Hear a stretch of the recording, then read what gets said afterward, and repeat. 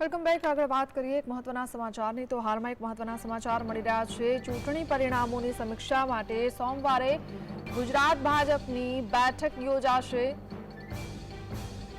તો સીએમ નિવાસ સ્થાને ચૂંટણી પરિણામોની અસરો પર સમીક્ષા કરવામાં આવશે। જે રીતે આ વખતે ચૂંટણી પરિણામ આવ્યા છે, લોકસભાની ચૂંટણીના જે ગુજરાતમાં પરિણામો આવ્યા છે તેને લઈને સમીક્ષા બેઠક કરવામાં આવશે। સંગઠનાત્મક રાજનૈતિક સમીક્ષા કરવામાં આવશે। પ્રદેશ ભાજપ પ્રમુખ પાટીલ સહિતના પ્રદેશ આગેવાનો ઉપસ્થિત રહેશે।